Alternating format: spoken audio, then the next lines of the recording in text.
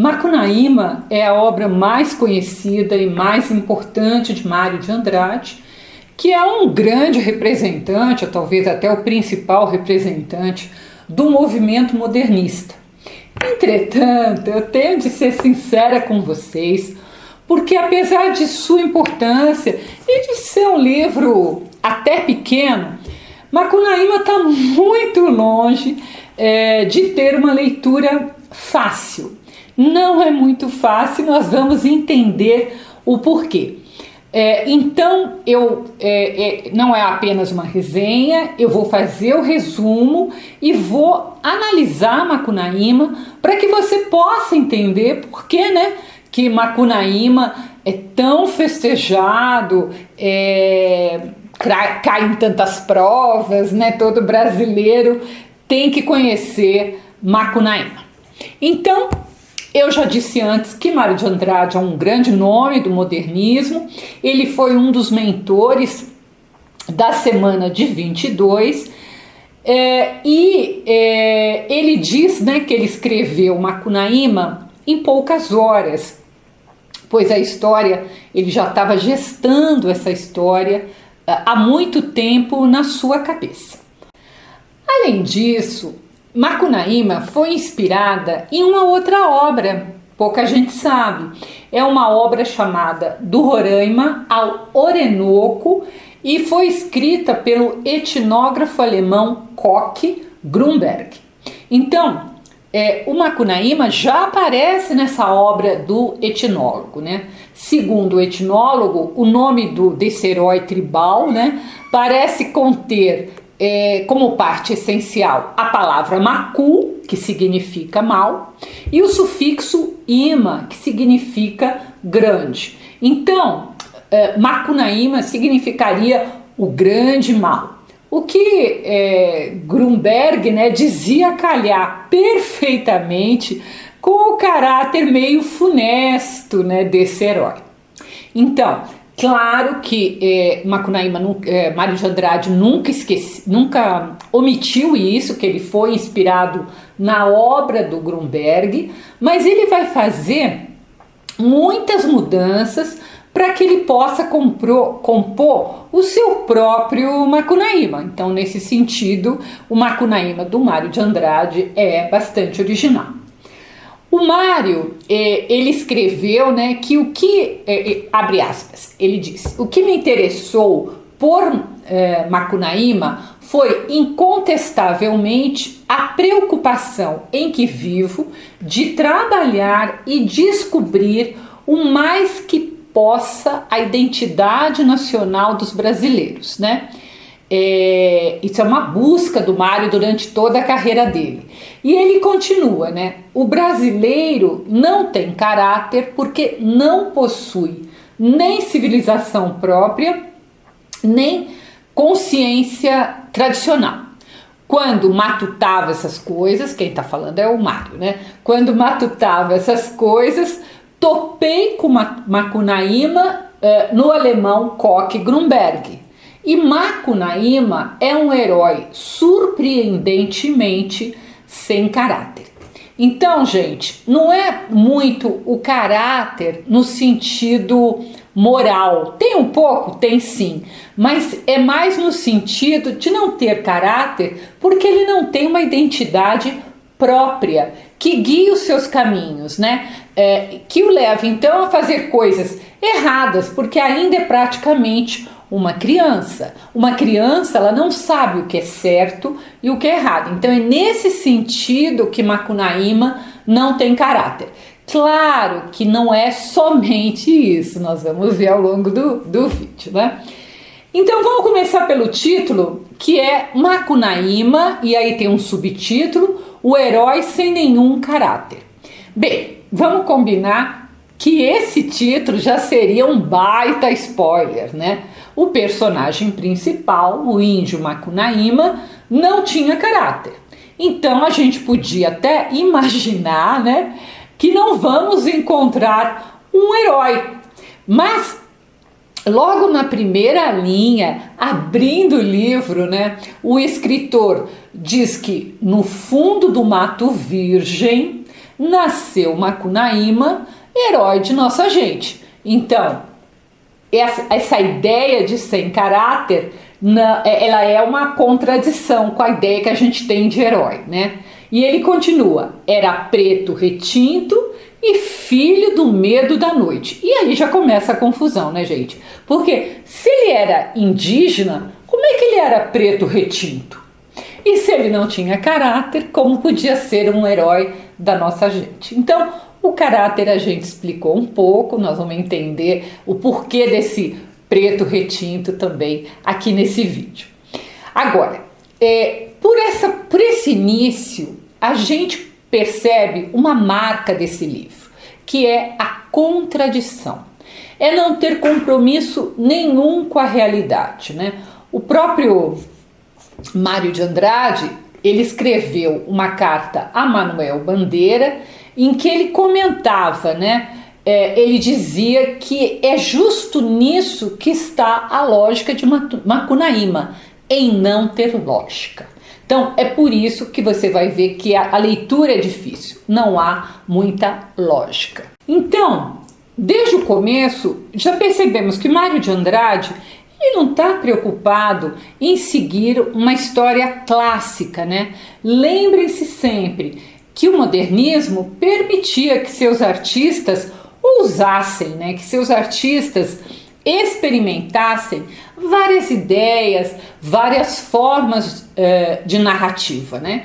E trazer as nossas raízes era um compromisso que os modernistas assumiram à medida que o movimento ele ia amadurecendo. Nós não podemos esquecer que Macunaíma é de 1928, 6 anos após a Semana de 22 e do mesmo ano do Manifesto Antropófago de Oswald de Andrade.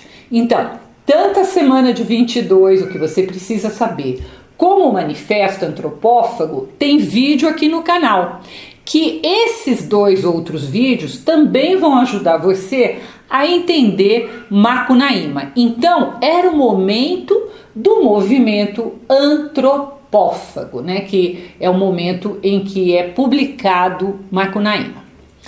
Ao longo do livro, nós vamos perceber que o nosso herói, o Macunaíma, ele vai sofrer várias metamorfoses, né? Várias transformações. Então ele era menino, de repente ele era jovem, ele era preto, vira branco, ele era de todas as cores que formam o povo brasileiro. Essas transformações, que tem um pouco de surrealismo, né? De magia, né? Permitem que tudo aconteça na história, né? Porque se ele se transforma em qualquer coisa, em qualquer pessoa, abre uma grande, né, possibilidade. E ele diz também que o herói tem sempre uma enorme preguiça, né? Macunaíma repete isso, ai que preguiça, né? Então, essas coisas todas, essas transformações, era uma maneira do modernismo de abarcar tudo, né? Eles tinham essa coisa do antropófago, de comer tudo. Uma característica que você não pode esquecer, física, é que o Macunaíma tinha uma cabeça pequena, o que mostra aí um certo simbolismo, como se ele ainda fosse imaturo, né? Uma cabeça pequena que ainda está absorvendo, ainda está aprendendo, exatamente como o povo brasileiro, que há 100 anos atrás, né, na época do modernismo, mesmo agora, ele ainda é muito jovem, se você for comparar com a história do europeu, com a cultura do europeu, que até então era a que predominava aqui no Brasil. O movimento modernista vai fazer essa alteração. Bem, voltemos à história. O Macunaíma, ele nasce na Amazônia, né? E desde criança ele era muito safado, ele já se interessava enormemente por sexo, né?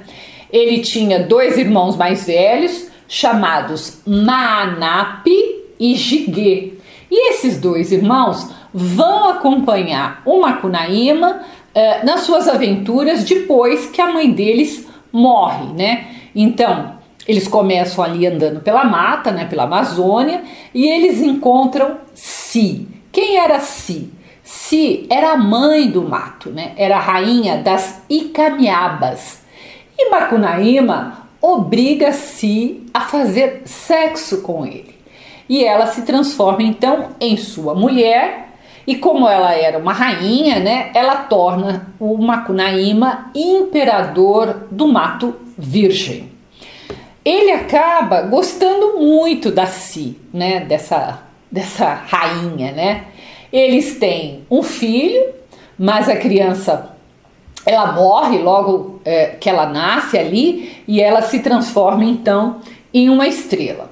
Depois disso, muito depois, brevemente, é a Si que morre, mas antes dela morrer, ela dá para Macunaíma um amuleto chamado Muiraquitã, que era um tipo de uma pedra verde, né? Só que o Macunaíma, ele perde esse amuleto e, por obra do destino, né, esse amuleto vai parar nas mãos de Venceslau Pietro Pietra, que era quem? Era um mascate peruano, conhecido também como o gigante Piaimã, comedor de gente. Então, vejam um monte de elemento aí que Mário tá misturando, né? Como se não bastasse, esse gigante que está com o amuleto, ele mora em São Paulo. E é para lá então que os irmãos vão para recuperar a Muiraquitã. Isso, ao ir para São Paulo, gente, dá uma grande reviravolta na história. Imaginem, 3 índios que nunca saíram da mata, chegando sem mais nem menos em uma cidade grande, onde eles não conhecem nada. E aí é um momento do Mário ir falando muitas das coisas que existem em São Paulo e do estranhamento, né, que esses índios têm ao conhecer essas coisas. Bom, ainda querendo resgatar o amuleto, o Macunaíma, ele se veste de francesa, né, para seduzir o gigante, mas o plano dele não funciona e o nosso herói vai então para o Rio de Janeiro. Lá no Rio de Janeiro ele encontra Vei, a deusa do sol. E Macunaíma, ele promete se casar com uma das filhas de Vei. Mas como ele não tem lá muito caráter, ele acaba se envolvendo com uma portuguesa, o que vai deixar a Vei muito brava. Enfim, depois de muitas tentativas, ele consegue finalmente recuperar o amuleto e ele volta para sua tribo. Mas a Vei, ela não se esqueceu que o Macunaíma não a obedeceu. E ela resolve se vingar e manda uma forte onda de calor que faz com que a sensualidade de Macunaíma, que já era grande, ficasse ainda maior. Ele vai então, nesse desejo sexual, ele vai parar nos braços de uma uiara traiçoeira e ele perde de novo a Muiraquitã, o seu amuleto. Cansado de tudo, de todas essas aventuras, de perder de novo o amuleto, ele resolve ir para o céu e lá ele se transforma na constelação da Ursa Maior. Então, gente, essa é a história com todos esses elementos. Por que eu disse lá no começo que era um livro difícil de ler? Porque a impressão que se tem é que Mário pretendeu misturar tudo que ele conhecia sobre lendas. O Mário, ele resolve misturar tudo que ele conhecia sobre lenda, tudo que ele conhecia sobre o brasileiro. Ele faz uma história ali meio nonsense. Ele até diz coisas que não são verdades. Ele diz, por exemplo, que Macunaíma inventou o futebol. Então, isso torna a leitura complicada, porque não é uma história muito linear, né? É um livro que usa de muito simbolismo e tem uma passagem que eu acho que ilustra bem e que eu gosto bastante, que é quando os 3 irmãos eles chegam em uma cova de água e a água da cova, desse buraco, ela era encantada. O Macunaíma, ele entra primeiro E a água, lembram, gente, ele era preto retinto. A água o lava de tal forma que ele vira branco de olhos azuis. Depois entra o seu irmão, o Jiguê, e a água já não está assim muito limpa. Então o irmão do Macunaíma não fica branco, fica bronze. E aí quando o último irmão, o Maanape, vai entrar na cova, praticamente não tem mais água nenhuma, porque ela tinha sido espirrada para fora pelos outros dois. E por isso ele só conseguiu lavar a palma da mão e a palma dos pés. E por isso ele continuou sendo preto. Então, os três irmãos, né, vão representar o branco, o indígena e o negro, que vão formar o povo brasileiro. Então, apesar dessas histórias surreais, o Mário o tempo todo ele está nesse simbolismo mostrando a nossa nacionalidade, né? Trazendo essa formação que é tão importante para os modernistas. O que você tem que saber é que é um livro que não tem uma ordem cronológica e nem uma ordem espacial muito claras. Uma hora o Macunaíma está na mata, outra ele está em São Paulo, outra no Rio. Parece até que ele se teletransporta, né? Como se fosse muito fácil ir de um lugar para outro para um indígena.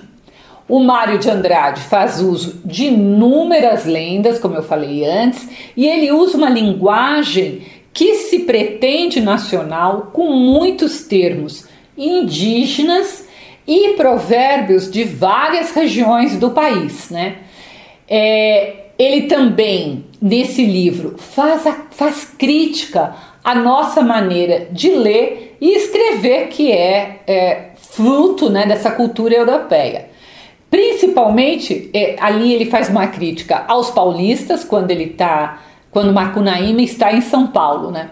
Em um determinado momento, sendo bastante irônico, né? O Macunaíma está escrevendo uma carta sobre os paulistas e ele conta: ora sabereis que a sua riqueza de expressão intelectual é tão prodigiosa que falam numa língua e escrevem noutra. E, gente, vamos pensar, é exatamente isso que nós fazemos e que não tem realmente muito sentido, né? Deveríamos escrever como falamos ou vice-versa, né? Falamos como escrevemos. Então, o Macunaíma acha graça nessa maneira de nós urbanos falarmos. Bem, é um livro obviamente modernista, mas você não pode esquecer que ele usa muito surrealismo, né? Realismo fantástico em alguns momentos, mais surrealismo em outros. E por que eu fiz o vídeo do Manifesto Antropófago antes de Macunaíma? Como eu disse antes, em 1928, o movimento antropófago desses modernistas pregava misturar todas as culturas estrangeiras à nossa cultura, fazendo uma grande salada, né, que nós brasileiros deveríamos comer, deglutir, mas sempre esta salada daria origem a uma cultura nacional, ou seja, nós privilegiaríamos a cultura nacional. Se você quiser ler a resenha, ela está no meu site www.miriambevilacqua.com.br e durante esse ano todo nós estamos falando bastante de modernismo para comemorar os 100 anos do movimento e para que você tenha um painel completo para entender esse movimento, se você não estuda mais, e se você estuda, para ir muito bem em provas e vestibulares. Não deixe de se inscrever aqui no canal e, se possível, deixe seu comentário, que é bacana para a gente poder fazer uma troca, né? Até o próximo post.